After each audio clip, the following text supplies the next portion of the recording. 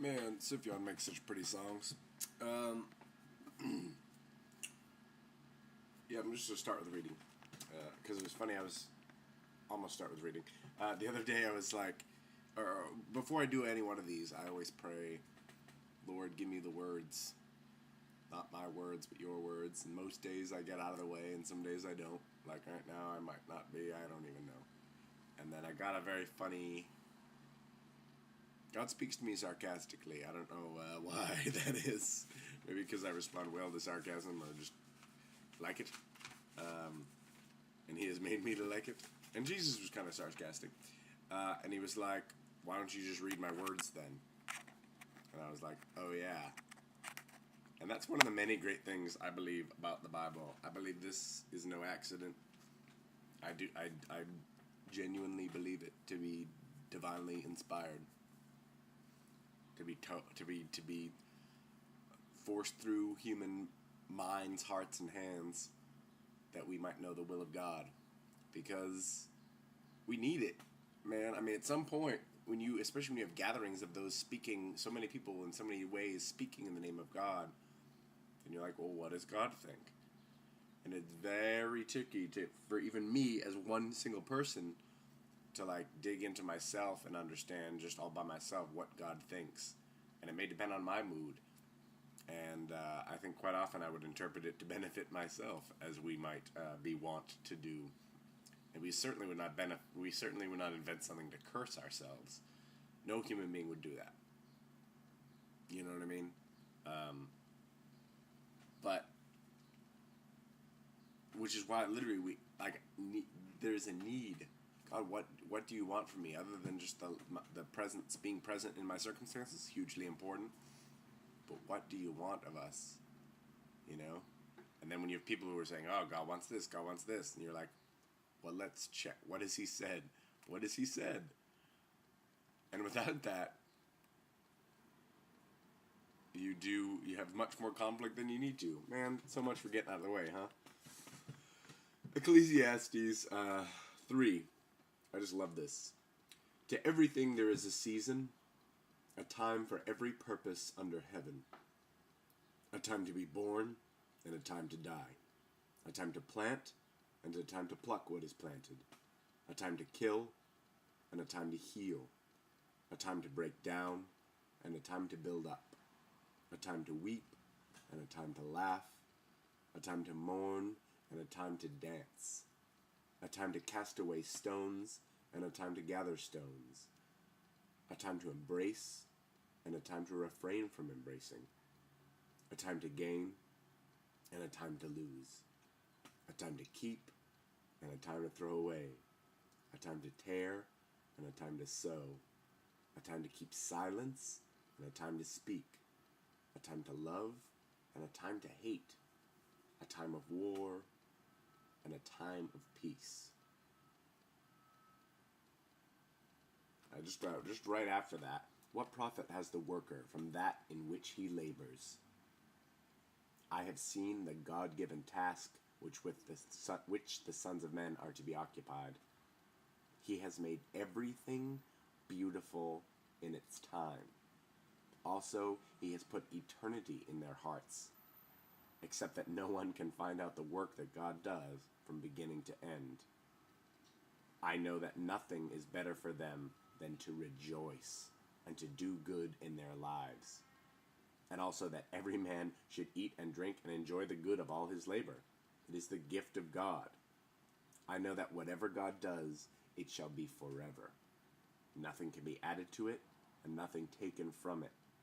God does it, that men should fear before him.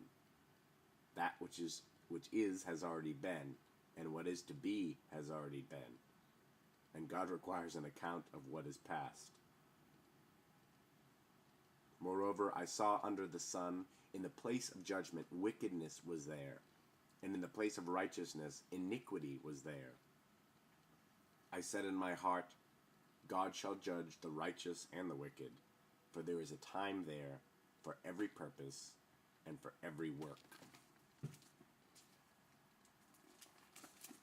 I know that was a lot. You might have to go back and listen again.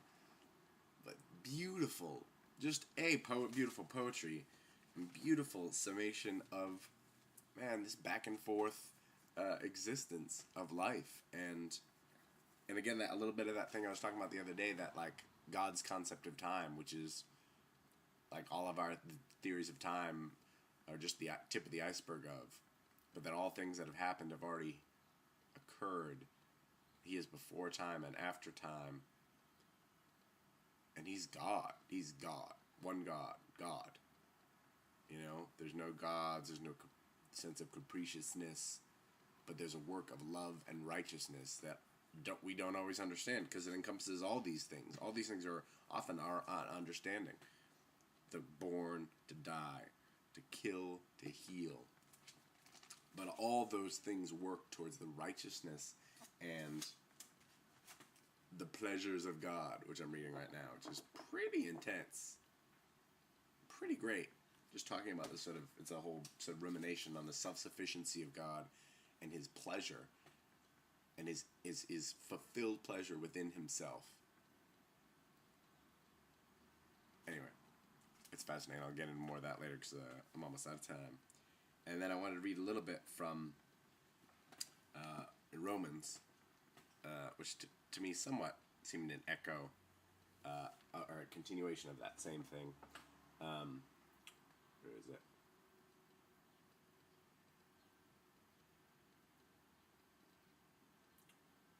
You will say to me then, why does he still find fault? Aren't you all asking that question? For who has resisted God's will? But indeed, O man, who are you to reply against God? Whoa. Will the thing formed say to him who formed it, why have you made me like this? Does not the potter have power over the clay, from the same lump to make one vessel for honor and another for dishonor? What if God, wanting to show his wrath and to make his power known, endured with much long suffering the vessels of wrath prepared for destruction, and that he might make known the riches of his glory on the vessels of mercy, whom he had prepared beforehand for glory, even us who he called, not also of the Jews only, but also of the Gentiles. As he says also in Hosea, I will call them my people who were not my people, and her beloved who was not beloved. And it shall come to pass in the place where it was said to them, you are not my people, there they shall be called sons of the living God.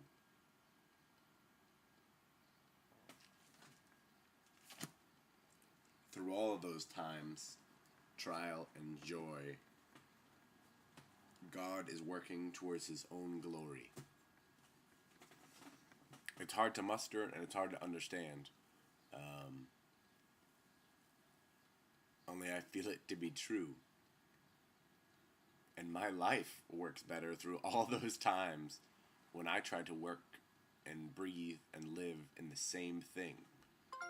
I'm not God, nor will I be able to follow his example with unblemished steps. But to follow that, my heart will question, but my soul cries out and knows that truth and rejoices in it, rejoices in pain and in suffering.